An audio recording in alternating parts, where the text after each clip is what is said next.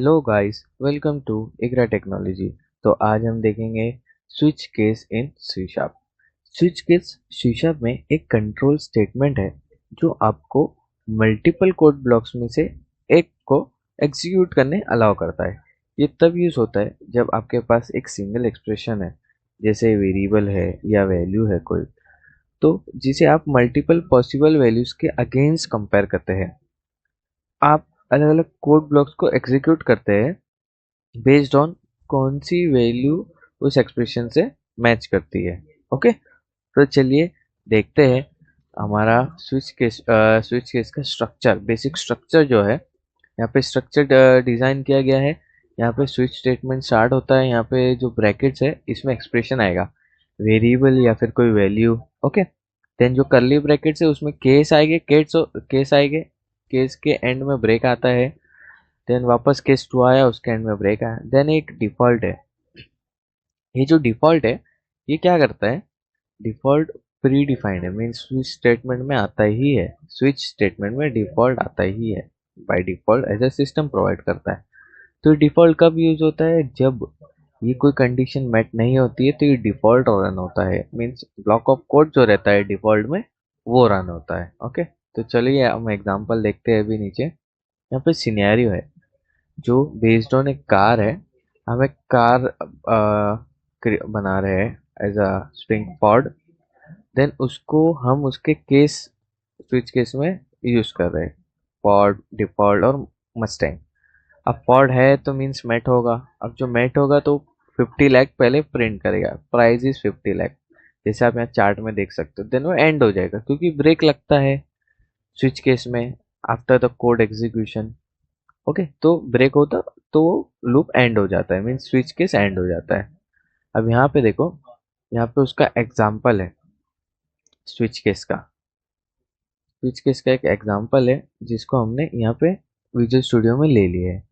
यहाँ पे हमारी क्लास है, यहाँ पे हमारा मेन मेथड है जो एग्जीक्यूशन के लिए यूज होता है खासकर।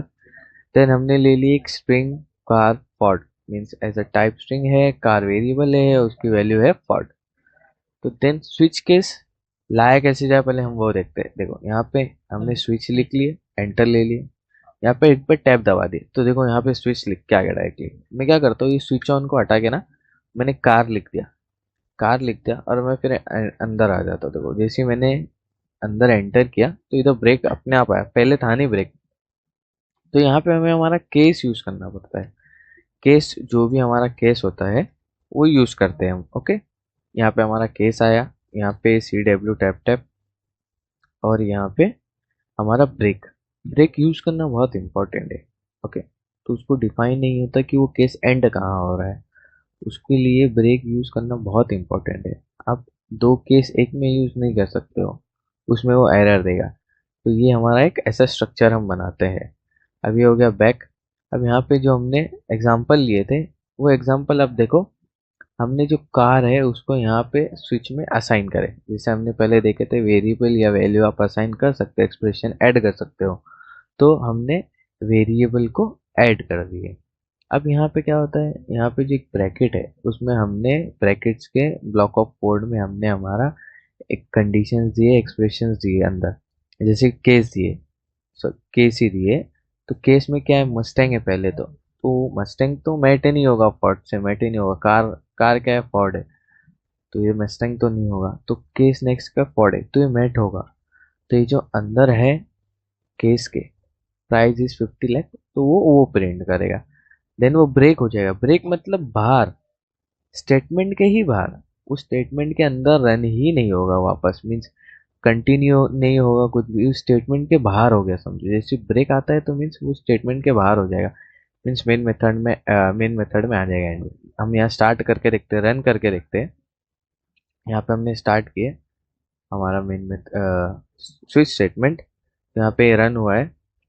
इसको इधर ले लेते हैं और इसको इधर ले लेते हैं। अगर हम यहाँ देखो, यहाँ पे हम F10 कर रहे हैं हमारा, यहाँ पे F10 हुआ है। पहले देखो फोर्ड की वैल्यू देखते हैं, इधर क्या आ रही है, फोर्ड की वैल्यू देखो इधर, कार की वैल्यू जो आ रही है फोर्ड आ रही है, राइट।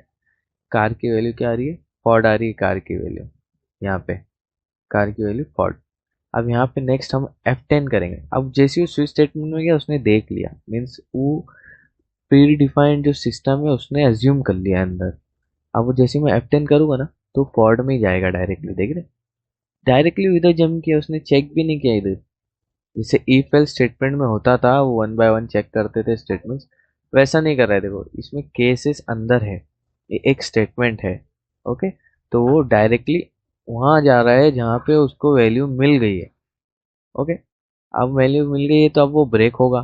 देखो यहाँ पे 50 lakhs प्रिंट हो गया, प्राइस इज 50 lakhs, जो ब्लॉक ऑफ कोड में था केस के, वो यहाँ पे प्रिंट हो गया। और यहाँ पे केस के बाद हमें कोई ब्रैकेट्स असाइन नहीं करनी होती, बस ऐसा ऐसा केस बना के देन आप जो भी कंसोल में लिखते हो वो प्रिंट होगा उधर, देन हमें एंड में ब्रेक लिखना पड़ेगा। अब जैसे ही मैं F10 करूँ तो एंड हो गया, मीन्स मेन मेथड में आ गया। ये देखो स्विच स्टेटमेंट से बाहर हो गया, ये स्विच स्टेटमेंट है, देखो यहाँ पे देखो, और ये मेन मेथड है। ओके, तो मेन मेथड में आ गया डायरेक्टली। अब अब हम यहाँ क्या करते हैं, अभी हम यहाँ फॉर्ड नहीं मस्टैंग देते हैं। मस्टैंग देगा ना तो ये वैल्यू सेम है। देखो अब स्टार्ट करते हैं। अब यहाँ पे हम इसको क्या करते, ये दे देते। अब यहाँ पे मैं F10 करता हूँ, देखो अब यहाँ पे कार की वैल्यू क्या है, मस्टैंग है कार की वैल्यू। अब वो कहाँ जाएगा, डायरेक्ट फर्स्ट में ही चले जाएगा, मतलब कंसोल में डायरेक्ट। वो बाय डिफॉल्ट जो सिस्टम है अज्यूम कर लेता है, मीन्स सिस्टम उसको अंडरस्टैंड कर लेता है। अब यहाँ पे देखो डायरेक्टली उसमें गया। अब मैं इसको थोड़ा F10 कर लूँ, थोड़ा मीन्स F10 कर लूँ उसको, तो प्राइस इज 1 करोड़ जो यहाँ पे था वो यहाँ पे आ गया कंसोल में। देन उसको ब्रेक आता है तो डायरेक्टली ब्रेक हो जाता है वो। ओके, डायरेक्टली बाहर।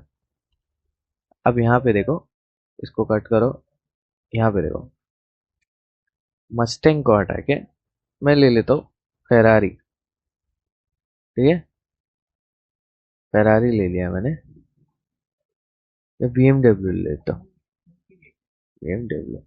अब BMW इधर कहीं नहीं है, अगर मैं स्टार्ट करूँ तो इधर BMW कहीं नहीं है। ओके, अब F10 करता हूँ। अब तो कार की वैल्यू क्या है जो स्विच केस में, उसकी वैल्यू है BMW। अब यहाँ पे कहीं है ही नहीं केस में, स्विच में। अब तो कहाँ जंप होगा, डायरेक्ट डिफॉल्ट में। डिफॉल्ट में कब जंप होता है, जब कोई प्रीवियस केस मैच नहीं होगा। ओके, देखो F10 किया मैंने, देखो डायरेक्टली वो इनवैलिड कार प्रिंट करेगा। अब मैंने आगे बढ़ा हुआ तो इनवैलिड कार प्रिंट किया, देखो उसने यहाँ, यहाँ पे देखो इनवैलिड कार प्रिंट किया कंसोल में। ओके, अब यहाँ पे ब्रेक है तो ऑब्वियसली वो बाहर हो जाएगा वो। ओके, तो ये था switch statement in C sharp, switch के स्टेटमेंट इन सी शार्प। समझ में आया कैसे है स्विच के स्टेटमेंट। और यहाँ पे जो हमने तीनों एग्जांपल देखे हैं, तीनों एग्जांपल के कोड है प्रॉपरली, मीन्स ऑट का भी मस्टैंग का भी और डिफॉल्ट भी रन हो रहा है, मीन्स प्रिंट हो रहा है, तीनों है। ये इसका तो फर्स्ट का ही एग्जाम एक्सप्लेनेशन है। देन नेक्स्ट का चार्ट भी है, नेक्स्ट का एग्जाम्पल भी है मस्टैंग का, फिर देन उसका भी एक्सप्लेनेशन है। और नेक्स्ट जो हमारा ये है डिफॉल्ट का भी चार्ट है, और डिफॉल्ट का भी कोड एग्जाम्पल है, उसका एक्सप्लेनेशन है प्रॉपरली। और जो एंड में है टास्क है जो आपको प्रैक्टिस करने हैं प्रॉपरली, ताकि स्विच स्टेटमेंट आपको अंडरस्टैंड हो। ओके, तो आज हमने देखे स्विच के statement in C sharp. Thank you.